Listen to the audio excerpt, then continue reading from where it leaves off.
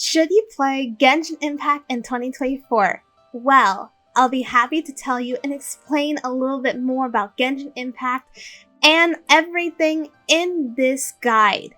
I, as well, am someone who hasn't played Genshin Impact in the beginning, but I am someone who has been playing it since as late of 2021, after a year when the game came out. Let me explain and tell you if you should play Genshin Impact in 2024. Playing Genshin Impact in 2024 is right now something that should be very satisfying for newcomers, but it's also will be interesting for veterans and for those who want to come back into the full swing of Genshin. Now, mind you, this is the best time for those who are new players to want to try a new game and to try to get a refresher of the world and the characters that come along with it. There are going to be some issues that you're going to encounter, especially for those that are returning players. And I will get to that as much as we can, so let's talk about the new things. And for anyone who is a new player who wants to try Genshin Impact, the biggest things that make Genshin Impact a really playable game is mostly the story. As someone who loves to dive into new stories, this could be the kind of game for you. The world keeps still expanding and there's so much to explore in the world of Teyvat, where you get to go to many worlds such as from Mondstadt to Liyue, Inazuma, Sumeru, Fontaine. The world is so big that you will be exploring for a long time, who knows, and it might even take to even up to hours. The game itself is really big on story, so if you're not someone who likes to do story, this might be the game for you. As well as this game has a lot of mechanics that are repetitive quests, or repetitive to grind to level up your characters. That is something else you have to keep in mind. So when you need to level up and grind, there is going to be a limit of how much you can grind in Genshin Impact till it's run out, which be the resin that's keep tracked in the very little icon on the map that you can see from your own Genshin Impact map. There are so many characters that are right now in Genshin Impact, and there's so many that you can even demo or try it out for yourself. In this game, again, this is a gacha game, so it's all based upon luck. It's also based upon how you plan to use your character more frequently.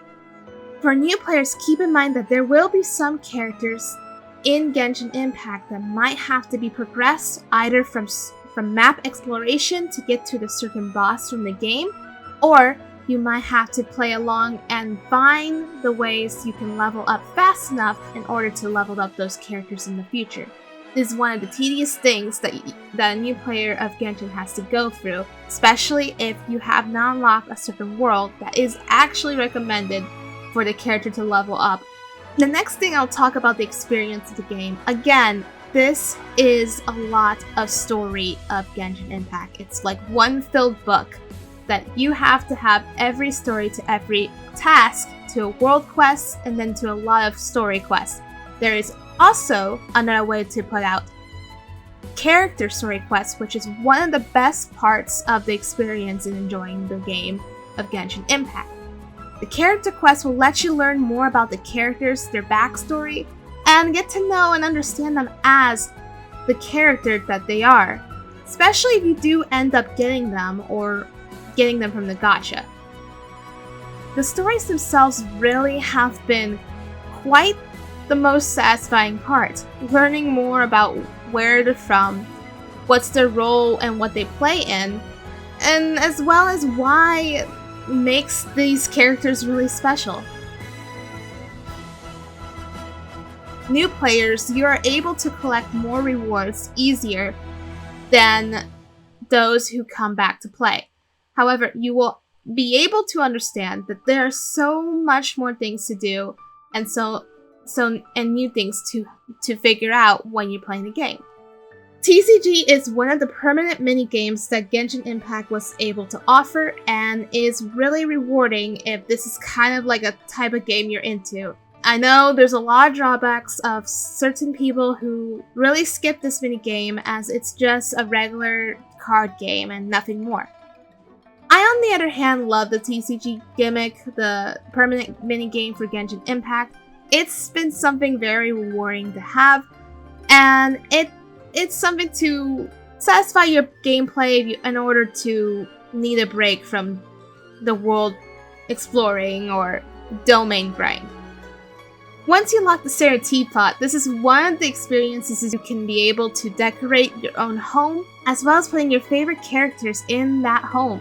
This will help increase the friendship of those characters in your home, and if getting the right furniture sets, you'll be able to unlock primos and increase friendship if you are able to find all the furniture as their own furniture kit of that particular person's furniture that favors.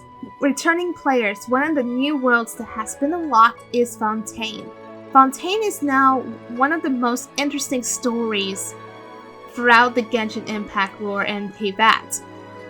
You'll be able to meet Farina, the Archon of Fontaine, as well as Neuvillette, who is someone important later on by the time you do the story. As the story has been expanded, there are so many more worlds to look at and more to explore. This also helps to increase levels, grinding, and setting up your own special team once you have everything and the characters you plan to use. Now let me explain my little experience of Genshin Impact. I'm a gamer who has tried Genshin Impact in as late of summer of 2021.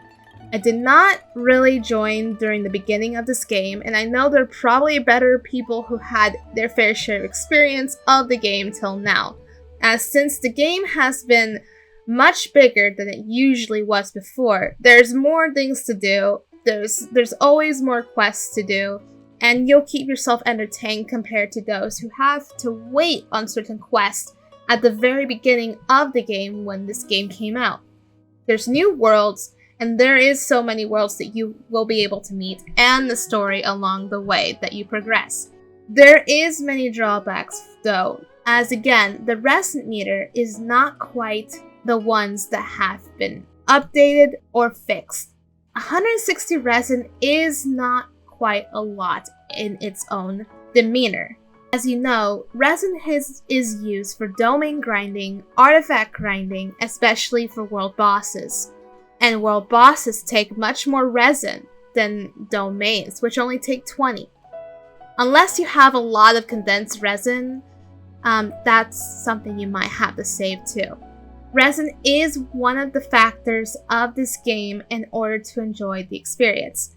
Give or take in mind, there are sometimes you'll not be able to grind till the next day once you're done grinding the characters and leveling them and leveling up their talents. My experience as a new player, I had a lot more rewards, I had a lot more things that I could do that I was fine, that I didn't have to worry about grinding till later. Grinding here is something you need to understand. If you want to plan to get 4-star artifacts, or that's something you should take in mind, take the 4-star artifacts and just save what you have, and not get the gold ones till later on in the given future. The artifact grind does also have its drawbacks where if you don't have the certain artifact, you have to keep looking for it and looking for it. And still look for it to get the right build you need. My final thoughts on the game in general, and for those who want to start fresh, or those who want to start a new game, and for those who are coming back to Genshin Impact. It's a great fresh start for new players as the world is so big, and there are more rewards along the way for newer players. There is the Lantern Rite, which is something that will only be unlocked to leeway location players, and can be a drawback for those who are still low level in the Genshin Impact game.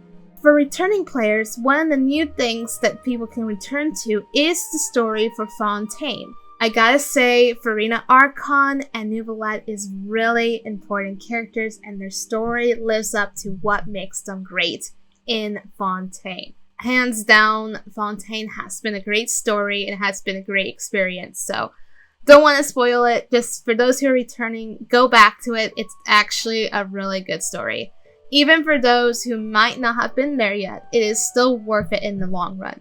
My experience with Genshin is great. I enjoy the game. I love the game. I'm all here for the story for Genshin Impact and its characters that they bring forth through every challenge and for every type of story they play on, and learning more about them. That's where I really love the game of Genshin Impact.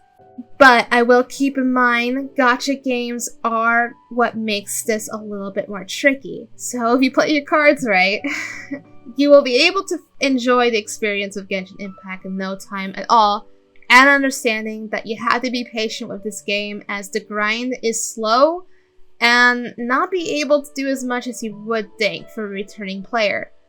I, on the other hand, want to level up Gaming, and that's one of the new characters I really love in Genshin Impact so far. So far, he resonates with my personalities. I normally don't ever find a guy character in any anime that I love that has that kind of personality as I have, and I actually did find that personality, and that'd be that guy. If anyone has ever seen Gaming, oh, he rambles. And I already rambled. Crap. For those who are hearing this recording, I started recording this during the time the Lantern Rite has finally came around and I got into looking all the events that's going on. I will say for returning players, Lantern Rite's rewards are still pretty much the same.